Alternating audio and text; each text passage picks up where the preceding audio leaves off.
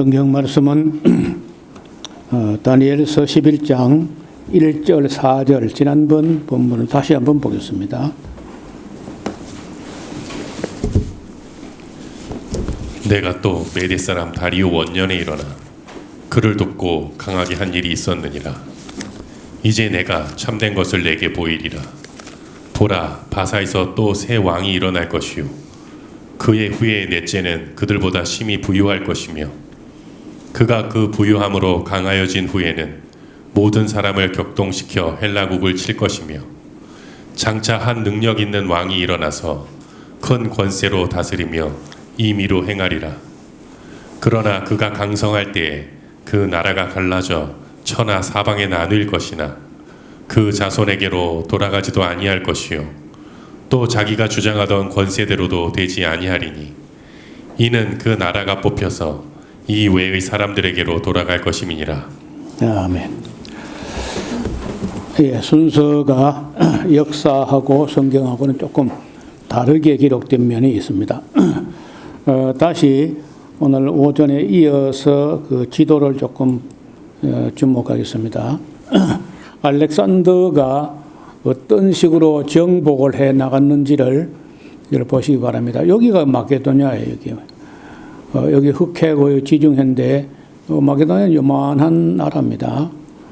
그리고 이제 그 앞에 아테네 그리스는 더 작아가지고 요만큼 되는데 이 페르시아 제국의 1000분의 1쯤 됐다는 거예요.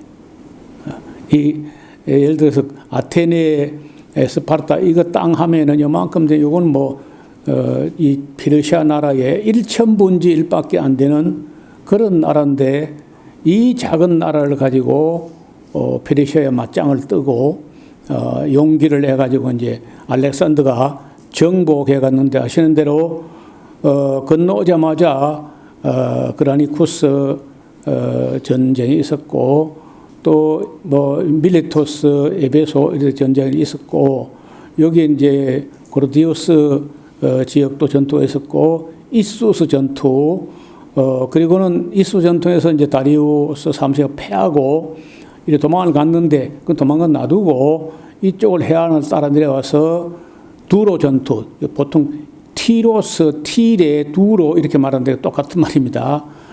그 전쟁을 했고 그 밑에 가자 지구 또 전쟁을 하고 그리고는 이집트 가서는 오히려 환영받고 거기는요 이집트의 저 북쪽 지중해 해안가에 큰 도시를 만들었는데 그 도시 이름을 알렉산드리아, 알렉산더의 땅이다.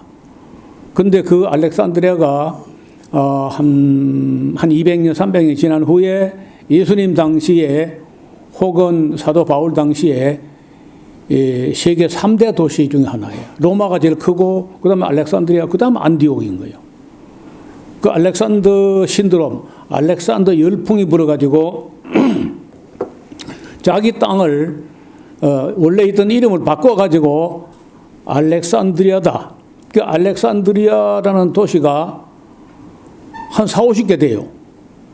서로 막 알렉산더의 땅이라고 그렇게 환영을 받았어요. 왜냐하면 이 알렉산더가 무지막지하게 막 죽이고 이렇게만 하는 게 아니라 어떤 사람들은 헬라 철학의 전도사였다. 받아들이면은 전혀 징벌하지 않고 다양성과 융합을 도모하는 이런 인물이었기 때문에 다른 어떤 왕들에 비해서는 정복학자 중에서는 알렉산더나 고레스 같은 분들은 정복을 해도 막 죽이는 게 능사가 아니고 그 페르시아 제국으로 융합한다든지 아니면 지금 그 헬라 철학으로 융합하려고 하는 그런 정신으로 전쟁을 했다는 거예요. 그 알렉산더 만들고 다시 올라와 가지고 가우가멜라 전투에서 완전히 이제 다리우스 3세는 패하고 헬라 나라가 이제 이 세상을 다스리는데 그래서 이쪽을 가서 바빌론에서 환영을 받고 수사로 와가지고 여기 페르세폴리스에 불사질러 버리고 이렇게 올라가서 이렇게 가가지고 저 북쪽 가가지고 박트리아 공주하고 결혼도 하고 인더스 겐지스를 건너가서 또 싸움을 해가지고 이기고 이렇게 돌아와가지고 여기서 더 안 갈라 그래, 병사들이 저항을 하면서. 그 고향은 언제 가냐고. 우리가 여기 고향을 만들면 되겠더라. 그 전혀 마케도니아 돌아갈 마음이 없는 것 같아. 그 알렉산더는요. 그러니까 거기에 이제 저항이 너무 심하고 하니까 이제 바벨론 돌아와가지고 여기서 이제 알렉산더가 죽었단 말이에요. 그래서 이 달리고 이렇게까지 달아간 모든 그 길을 다 합해가지고 일직선상에 연장해가지고 대충 계산해 보니까 35,000km를 달렸다는 건데 35,000km면요 40,000km가 지구 한 바퀴야. 그러니까 지금처럼 차나 비행기를 가지고 가는 게 말을 타고 달리면서 35,000km를 달렸다. 물론 그 몽골의 징기스칸에 비하면 조금 작아요. 그러나 그 징기스칸 말고는 알렉산더만큼 이렇게 넓은 땅을 정복하고 이렇게 먼 길을 가서 또 그만한 전쟁을 한 36번, 40번 정도 전투가 있었는데 한 번도 패한 적이 없어요. 결국은 알렉산더를 이길 사람은 알렉산더밖에 없어. 알렉산더가 자기에게 졌어. 자기 감정, 자기 고집 이걸 절제를 못해가지고 결국은 이 바벨론에서 죽은 거거든요. 죽고 나자 남은 후계자 문제 때문에 전쟁이 벌어지는 거예요. 알렉산더 전쟁 좀 봐. 여기 가우카멜라 전투, 이오니아 전투, 이거 뭐 전부 여기 전투, 이수스 전투, 그리고 두로 전투, 가자 전투, 애굽 갔다가 이리 올라와서 여기에 가우카멜라 전투, 뭐 쭉 다 전투를 해가지고 인더스 겐지스강 건너가서 이렇게 전쟁을 해가지고 이걸 다 평정하는데 11년 걸렸어요. 11년. 대단한 사람이죠. 자, 334년에 그라니코스 전투, 그 이듬해 이수스 전투, 두로는 또 그 이듬해 두로 332년에 두로 공방전, 331년에 가우가멜라 전투, 그리고 330년에 페르시아 관문 전투, 326년에 그 히스타페스 전투, 그리고 이제 중간에 빠진 전투를 작은 전투 챙겨보면 밀리터스 공방전, 할리카르나수스 공방전, 가자 공방전, 야크사르테스 전투, 소고디니안 바이 요새 공방전, 큰 전쟁만 해도 한 열 몇 차례 되고 작은 전쟁까지 하면 40 몇 번 정도 전쟁을 했단 말이에요. 그래서 이제 제국의 넓이로 보면은 이게 뭐 다 통일하고 나서 건너갔으니까 이렇게 이 빨간 선 안에 전부 다가 알렉산더가 다 정복을 했던 그런 땅입니다. 이 칼이 그려진 데마다 큰 전투가 있었던 그런 곳이에요.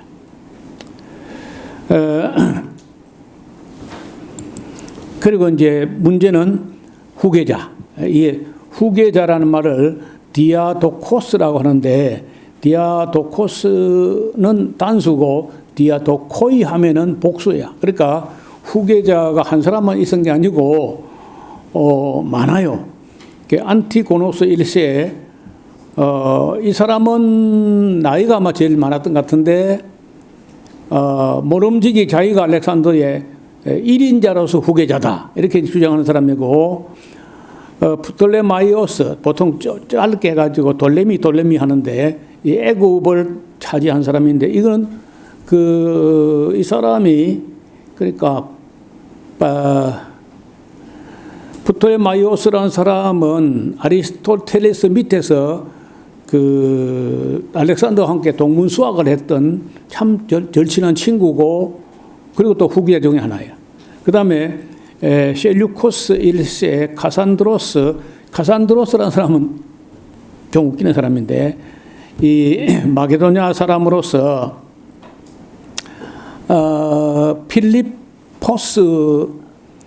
필리포스의 딸 중에 알렉산더하고는 아버지가 다른 알렉산더 여동생이 있어요.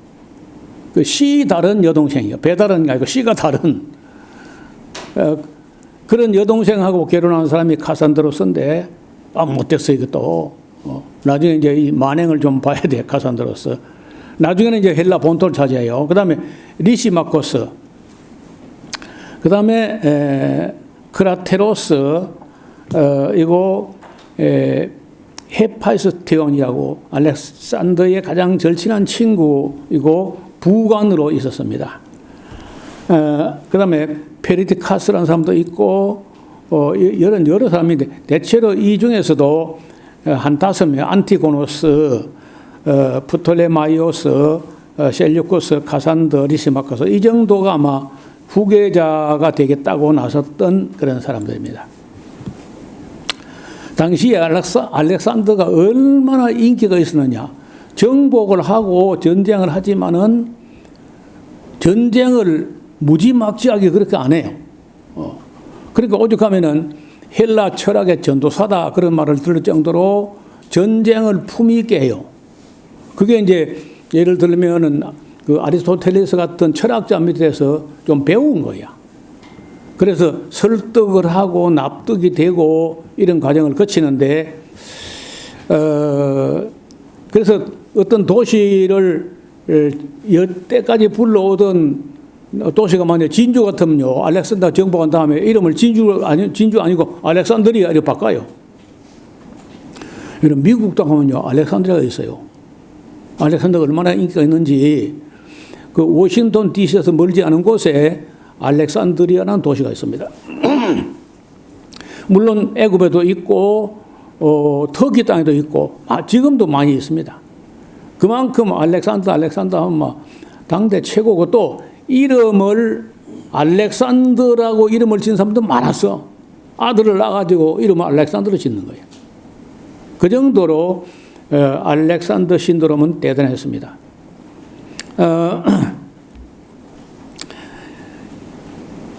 그리고 이걸 좀 잘 봐놔야 됩니다.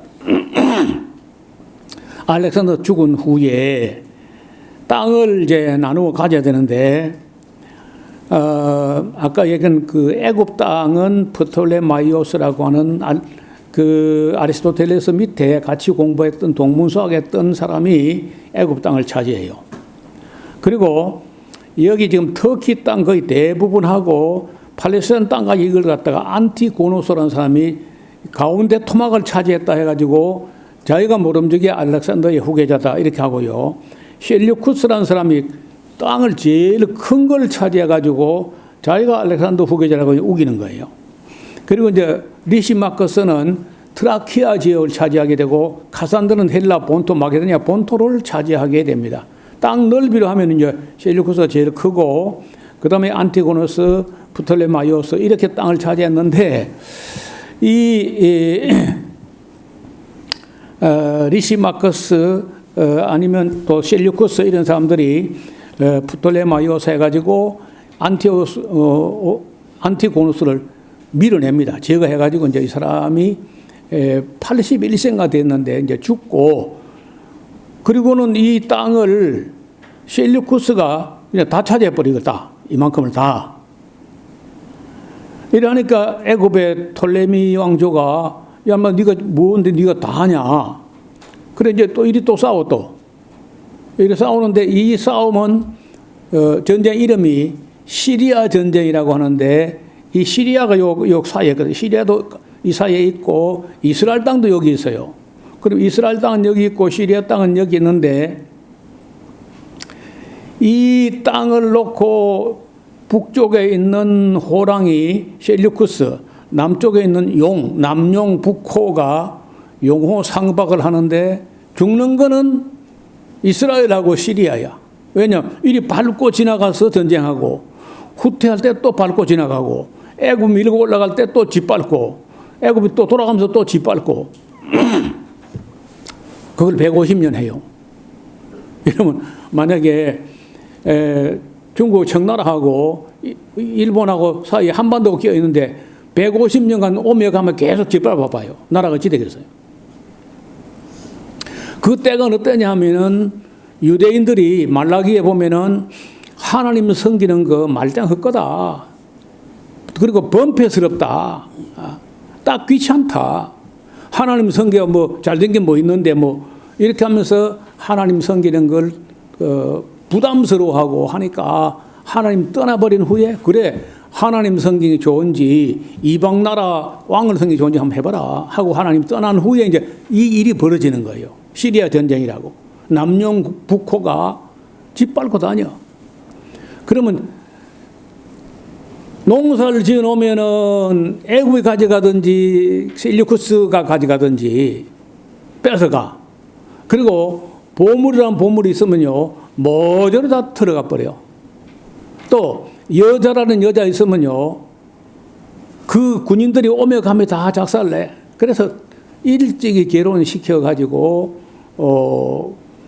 남편이 있는 여자라고 이렇게 해놓으면 조금 덜 할랑가 하고 보물을 집에 갖고 있다는 이 전쟁통에 다 뺏기니까요 그 보물을 전부 다 밭에 갖다가 파묻어. 상자에 넣어가지고. 신약 성경에 보면요 밭에 감추인 보화란 말이 나와. 그래 왜 보물이 밭에 있느냐 하는데 집에 놔두면 뺏기니까요. 그 보물 있는 데를 다 밭에 가다 한밤중에 가서 조용히 파고 묻어놨는데 그 뒤에 누가 밭을 갈다가 쟁기 보섭에 뭐 덜거덕 해가지고 꺼내보니까 보물인 거예요. 그러면 밭이 벌써 임자가 바뀌어서 누가 묻은지 모르는 거야. 그 때문에 시비가 자꾸 벌어지니까 이스라엘 법에 밭에 감추인 보화는 발견한 자의 것이다. 그런 법을 만들 정도로 흔하게 있는 일이었어요.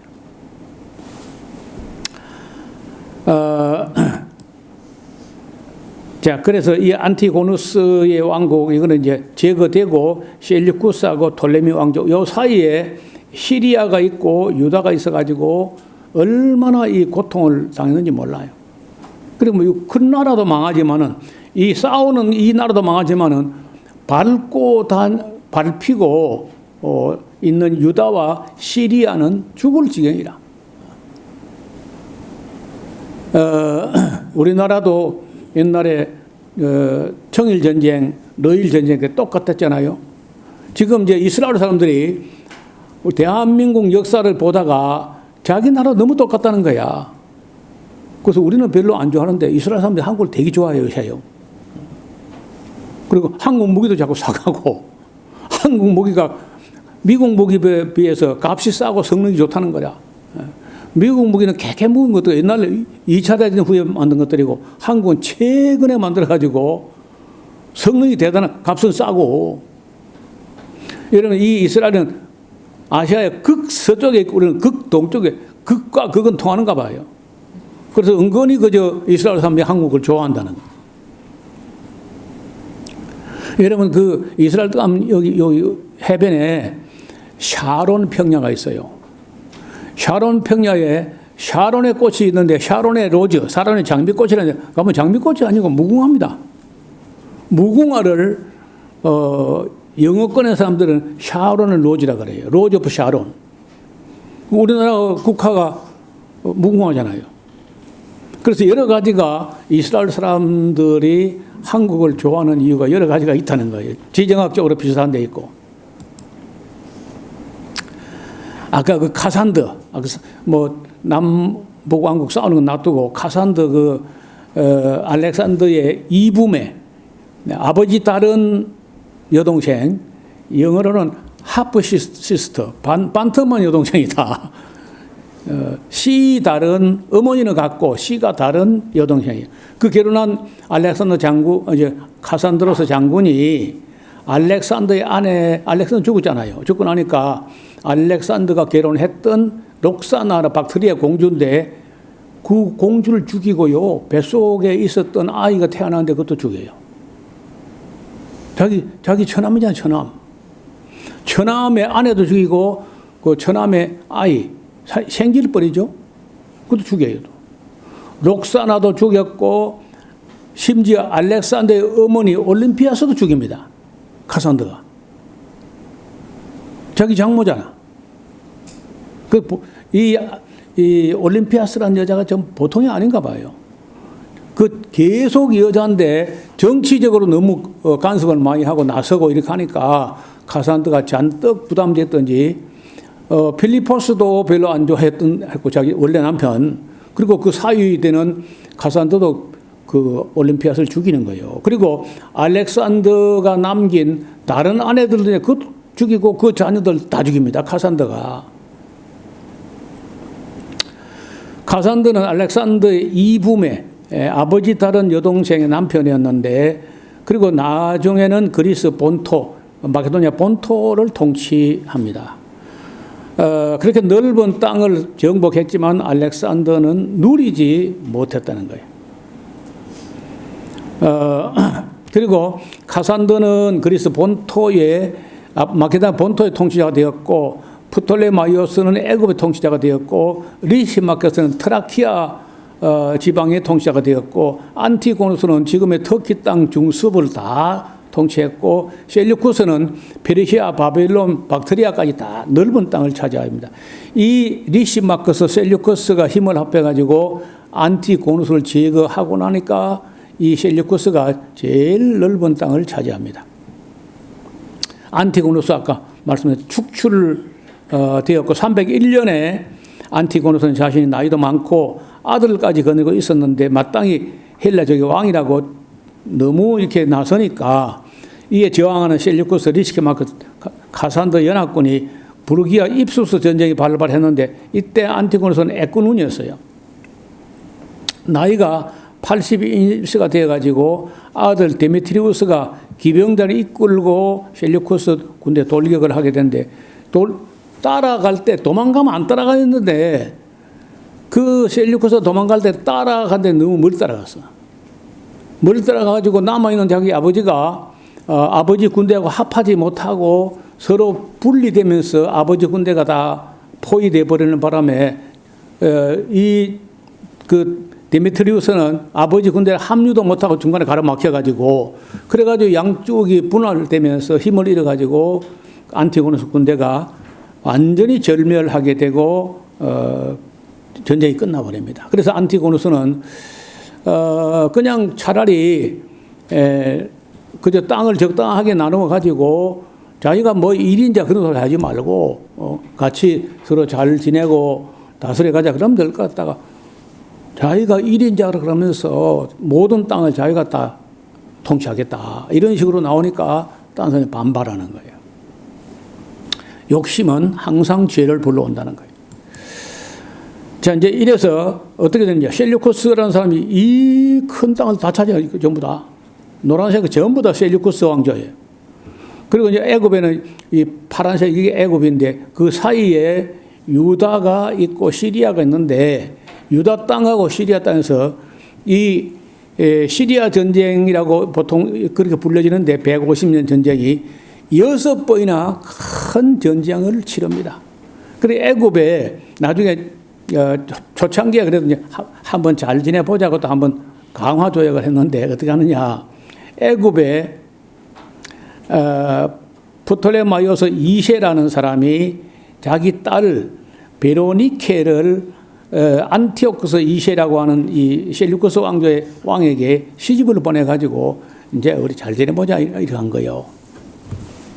그래서 잘 지내보는 것 같았는데 얼마 안 가서 여기 안티오쿠스 2세가 죽고 나니까 애굽에서 이 시집 왔지만은 시집 왔을 때 또 웃기는 게 이 안티오쿠스 이쪽의 왕이요. 그럼 안에 둘을 또 잘 건사하면 될 텐데 살로니케라고 하는 본처를 갖다 쫓아내버렸거든요.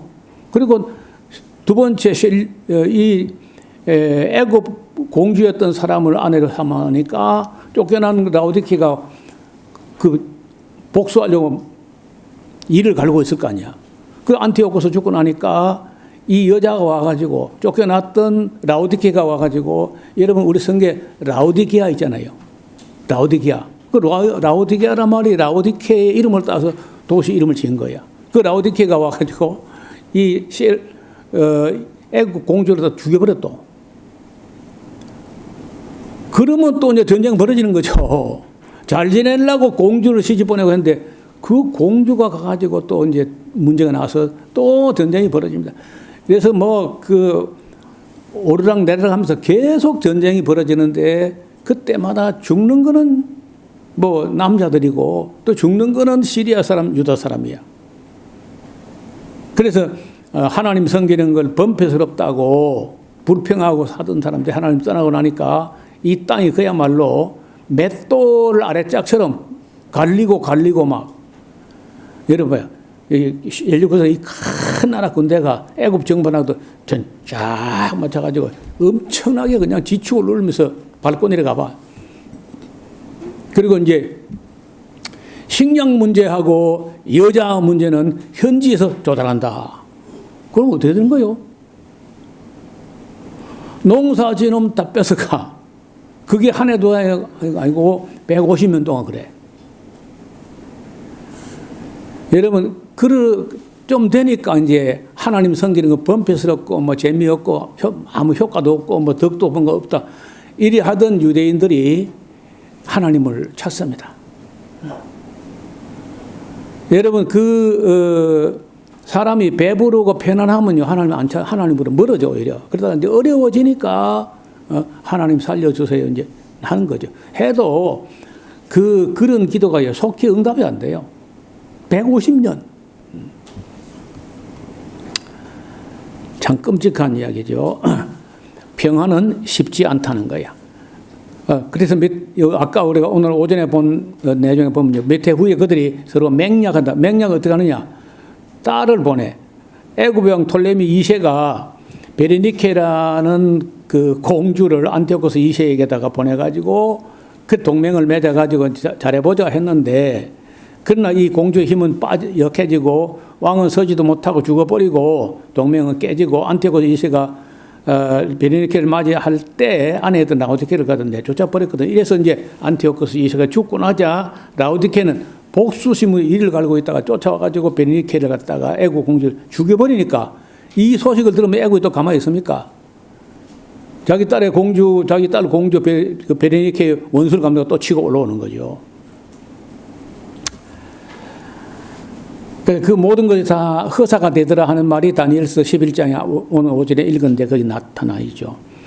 그래서 다니엘서 11장의 예언들은 실제 역사 속에서 매우 구체적으로 너무 완벽하게 맞아떨어진 걸 보더니 오늘날 약간 진보적이고 자유주의적인 신학을 하는 사람들은요, 다니엘서를 갖다가 이런 일이 있기 전에 200년 전에 다니엘이 예언으로 기록한 걸로 안 보고 그런 사건이 일어난 이후에 마치 다니엘이 예언한 것처럼 역사를 썼다.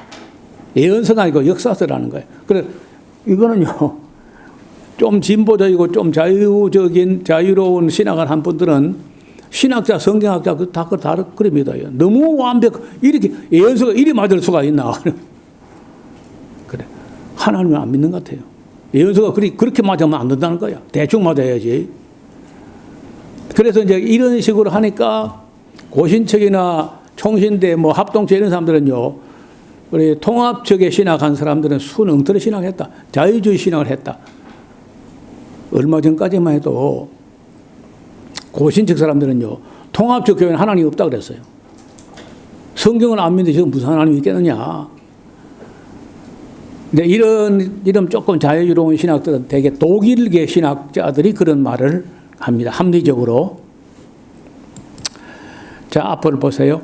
이 150년 전 애굽 왕조는요, 계속 프톨레마이오스 1세, 2세, 3세, 4세, 5세, 6세, 7세, 8세 계속 내려가요. 그대로. 왕조가 안 바뀌고. 여기 이제 북쪽의 셀류쿠스 왕조는요, 셀류쿠스, 안티오코스, 안티오코스, 셀류쿠스, 셀류쿠스, 안티오코스. 이렇게 안티오스, 셀류쿠스가 계속 바뀌는데 왕조가. 그래도 이 사람들이 너무 땅을 크게 차지해서 그런지 이게 더 오래 가요.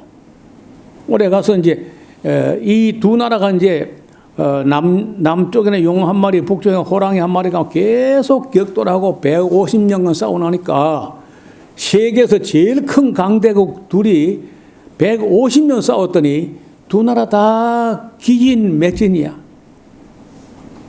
그러면 누가 또 어부지리 하는 거죠. 이 두 나라가 서로 물고 안 놓는 거 이렇게.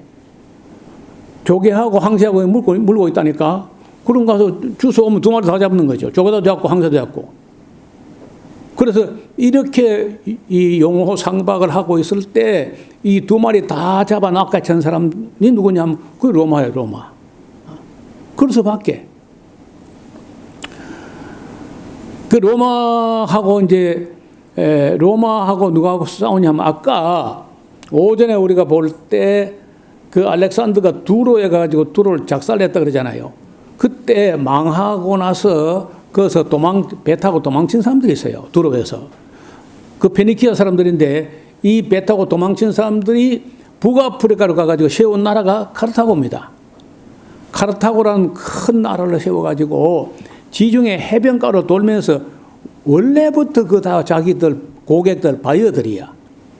페니키아에서 그 해상 무역을 해서 돈을 많이 벌고 장사 잘할 때 그 고객들 쪽으로 다 땅을 넓혀가지고 그 로마 본토하고 시칠리아 일부 말고는 그 칼타고가 해변가를 쭉 따라가면서 식민지를 만들어가지고 칼타고가 굉장히 강한 나라 돼가지고 그때 이제 한니발 장군이라는 사람이 나타났는데 그것도 중간에 또 애꾸가 돼요. 근데 한니발은요, 제가 전에서 무슨 영화를 봤는데 진짜 명장이야. 인류 역사상 알렉산더, 한니발, 징기스칸 이렇게 하면 한 3, 4명 중에 이 오른손 하나 가지고 손을 꼽으면요 한니발이 빠진 일이 없습니다. 명장 중에 명장이에요. 그래서 그 로마하고 이제 이 칼타고 싸우고 칼타고하고 로마하고 싸운 게 이것도 120년 싸움이다 또. 그런데 그 120년 전쟁을 크게 한번 세 번을 치렀는데 로마가 페니키아 사람들하고 싸웠다. 칼타고 싸웠지만 칼타고를 세운 사람이 페니키아 사람이기 때문에 그 전쟁을 1차, 2차, 3차 이렇게 페니키아 전쟁이라 그래요. 그 3차에 걸쳐서 페니키아 전쟁이 일어나는데 처음에는 한니발이 이겼습니다. 여러 차례 이겼는데 그 터무리에 가가지고 한니발이 큰 실수를 해가지고 져요. 지고 한니발은 도망을 가고 로마가 이제 지중해 패권을 거머쥐게 되는데 그 이야기는 또 상당히 길게 해야 되기 때문에 지도도 제가 조금 더 준비를 하고 이 1차, 2차, 3차에 걸치는 포에니 전쟁 혹은 로마 카르타고 전쟁 이 전쟁을 통해서 마지막 승리자가 로마가 되고 로마가 지중해 패권을 질 때 그때 예수님이 이제 오는 거예요. 우리 성탄절에 얼마 안 남았잖아요. 이제. 예수님 올 때가 다 된 거죠. 여러분 이렇게 이야기가 역사가 뭐냐? 역사는 전쟁이야, 전쟁. 인간이란 게 한다는 게 전쟁이야, 전쟁. 피를 흘리고 약탈하고 겁탈하고 강탈하고 늑탈하고 수탈하고 막 이런 끔찍한. 그러니까 여러분 여기 보니까 박장님 뭐 저하고 조금 나이가 많은 편이고 그 이유는 뭐 유교도 모르고 뭐 애정 때도 모르고 뭐 다 가장 우리 역사에 가장 평안하고 가장 발전하고 가장 좋은 시대만 여러분 살아서 전쟁 잘 모르고 살았잖아요. 그 이전에는요 중국도 보면요 춘추 전국시대 맨날 싸우는 거예요. 그냥 싸우는 거. 몽골 그럼 맨날 싸우는 거예요. 그럼 망했잖아 몽골요. 영국 얼마나 많이 정복이 망했어. 프랑스 지금 거지가 됐어요. 벨기에 별 볼 일 없게 됐어. 그래서 전쟁하지 않는 나라를 만들어야 돼. 전쟁해서 이기는 것보다 전쟁하지 않는 게 훨씬 유리하다고. 우리가 이제 앞으로 보세요. 주목해 볼 사람이 딴 건 다 놔두고 안티오코스 4세 에피파네스라는 못된 놈이하고 아주 이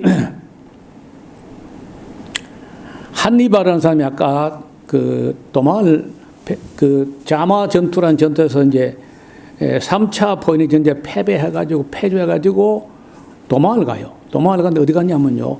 안티오코스 3세, 안티오코스 3세, 요 사람에게로 도망을 간 거라. 안티오코스 3세에게 한니발이. 가가지고 로마에서 패전한 후에 요리 이제 갔는데 이 가가지고 안티오코스 3세를요, 부축해요. 야, 너 이만한 큰 나라 가지고 로마 저거 놔두면 저거 어려워진다. 반드시 널 잡으러 온다. 그러니까 로마가 더 크기 전에 내가 도와줄 테니까 로마가 더 크기 전에 작살내야 된다. 해가지고 안티오코스 3세를 꼬드겨 가지고 전쟁을 일으키는데 이 전쟁에서 안티오코스 3세가 로마에게 그냥 묵사발돼요. 그래가지고 패배하면서 전쟁 피해 보상금이 얼마나 많이 나왔는지 막 엄청나게 나온 거야.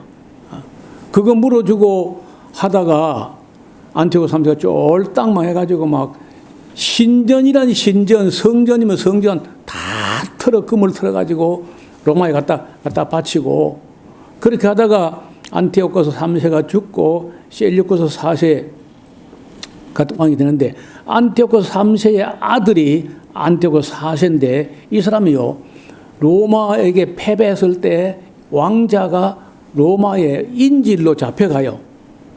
앞으로 안티오코스 3세가 전쟁 보상금 안 가져온다든지 말 안 들으면 이 안티오코스 4세 이거 죽여버린다.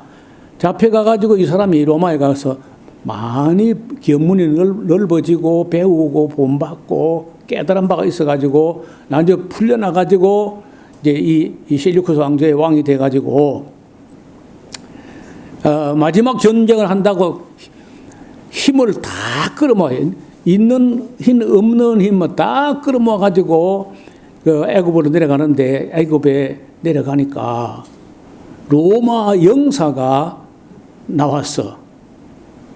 근데 보니까 지중해 바다에 로마 함대가 어마어마한 함대가 떠 있는데 이걸 보고 이 함대를 보고 안티오코스 4세 너 말이야 한판 승부를 가릴 것인지 얌전히 왔던 길로 돌아갈 것인지 결정을 해라 하면서 안티오코스 4세가 서 있는데 거기다 동그라미를 요렇게 뺑 둘러 그어놓고 그 원 안에서 나오기 전에 결정하고 나오라고.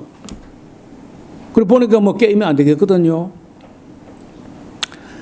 그러니까 싸워보도 못하고 지금 뭐 로마가 그 사이에 엄청나게 커져가지고 도저히 못 싸울 것 같으니까 돌아서 올라오는데 화가 머리끝까지 났어요.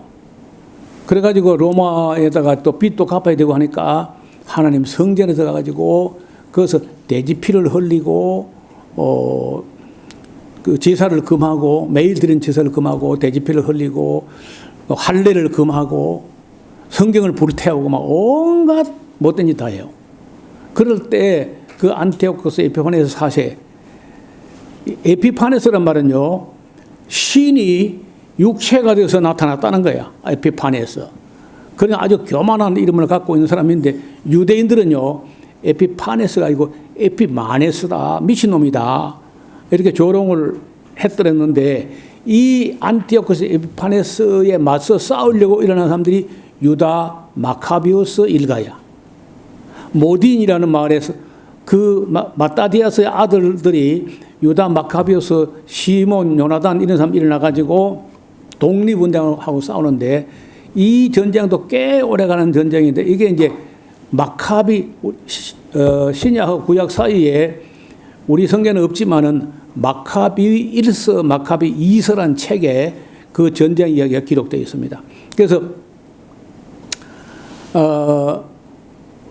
1260일 만에 성전에 제사를 드리지 못하고 거의 돼지피를 흘리고 엉망을 만들어 놓은 걸 갖다가 마카비 형제간들이 일어나가지고 독립군을 모아서 싸움을 해가지고 1260일, 42달, 3년 반 동안에 밀어내가지고 거기 가서 싹 소재하고 청소하고 성전 숙청하고 그리고 제사를 회복한 게 1260일, 42달, 3년 반.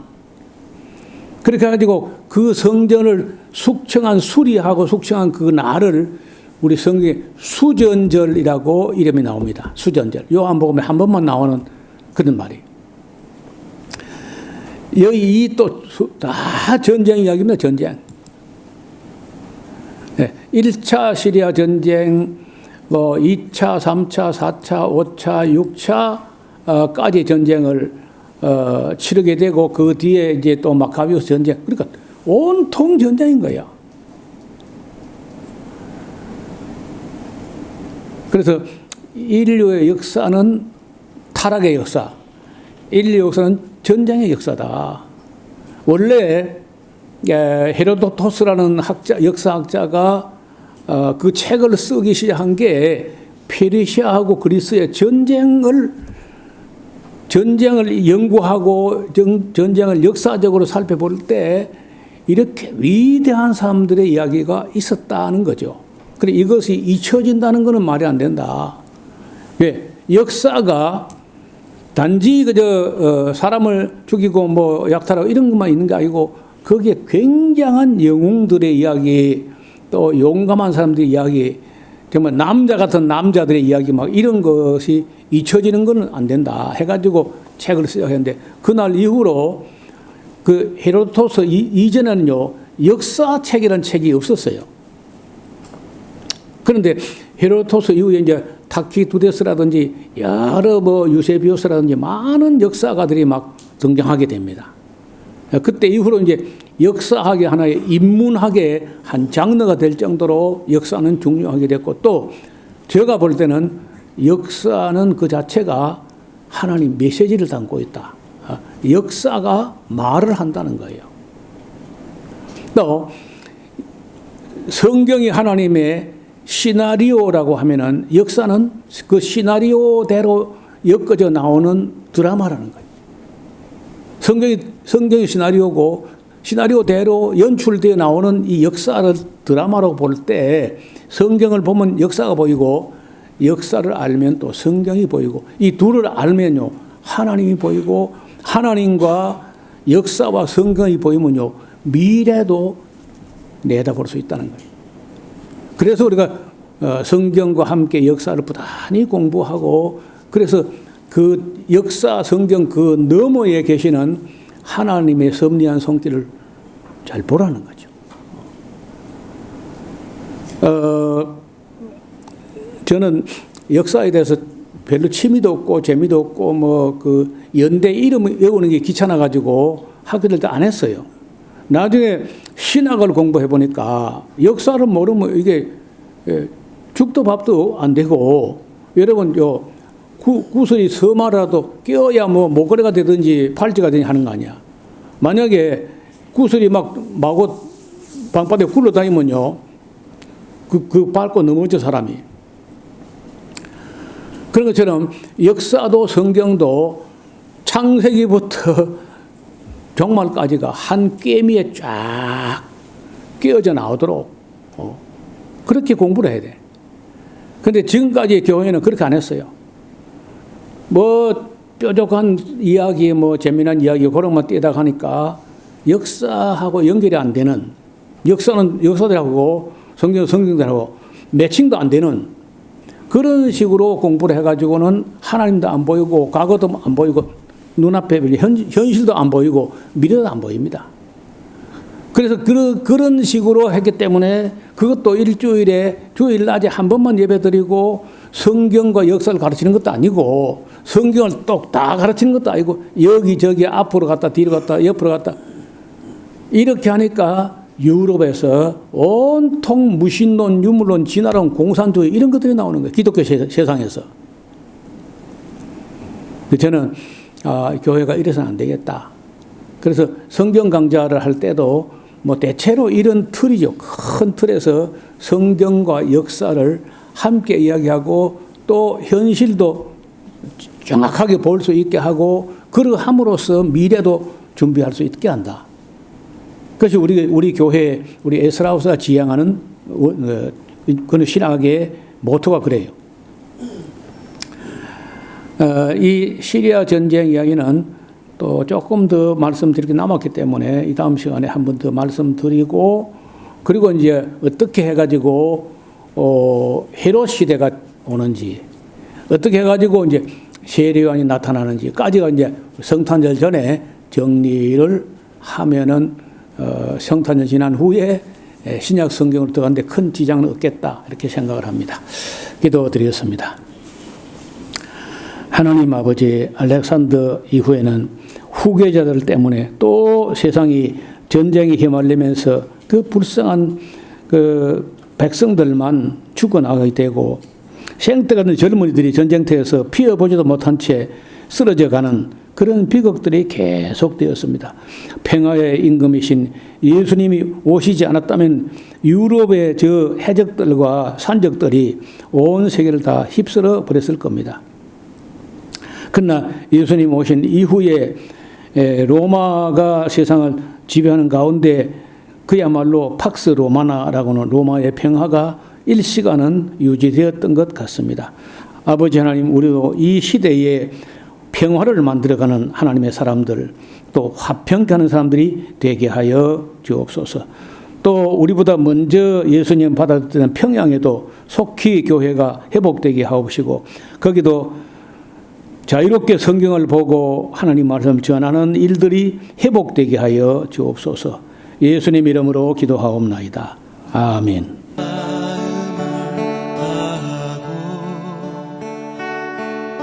성품을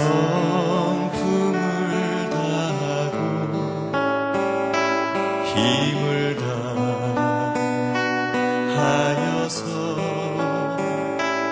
여호와를 사랑하라.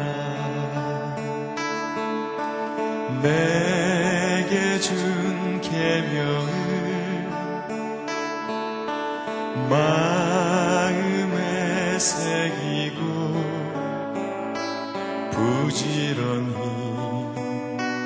부지런히 이웃에게 전하여라. 그러면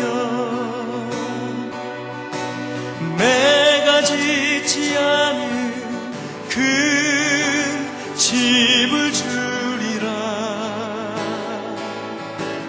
내가 심지 않은 과실을 먹게 하리라.